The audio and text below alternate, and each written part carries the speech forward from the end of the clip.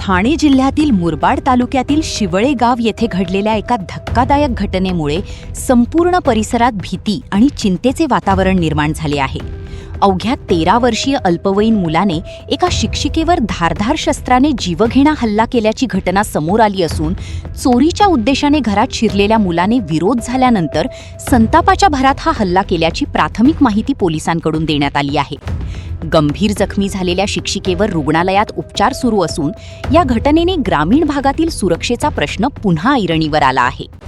मिळालेल्या माहितीनुसार संबंधित शिक्षिका आपल्या घरी असताना अल्पवयीन मुलगा चोरीच्या हेतूने घरात शिरला होता. घरामध्ये हालचाल जाणवल्यानंतर शिक्षिकेने त्याला रोखण्याचा प्रयत्न केला. त्यानंतर घाबरलेल्या आणि संतप्त झालेल्या मुलाने जवळील धारधार शस्त्र उचलून त्यांच्यावर वार केल्याचे सांगितले जात आहे. या हल्ल्यात शिक्षिका गंभीर जखमी झाल्या. त्यांच्या आरडाओरडीनंतर परिसरातील नागरिक घटनास्थळी धावून आले आणि काही काळ गावात तणावपूर्ण वातावरण निर्माण झाले. हल्ल्यानंतर आरोपी घटनास्थळावरून पळून जाण्याचा प्रयत्न करत होता. मात्र सतर्क नागरिकांनी त्याचा पाठलाग करून त्याला पकडले आणि पोलिसांच्या ताब्यात दिले.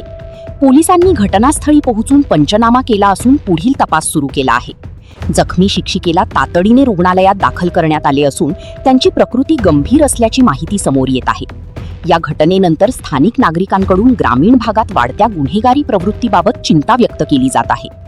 दरम्यान आरोपी अल्पवयीन असल्यामुळे त्याच्यावर किशोर न्याय कायद्यानुसार कारवाई होण्याची शक्यता आहे.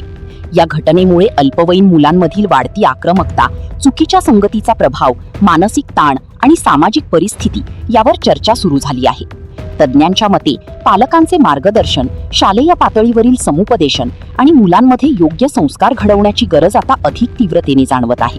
शिवळे गावातील ही घटना केवळ एक गुन्हा नसून समाजासाठी गंभीर इशारा मानली जात आहे.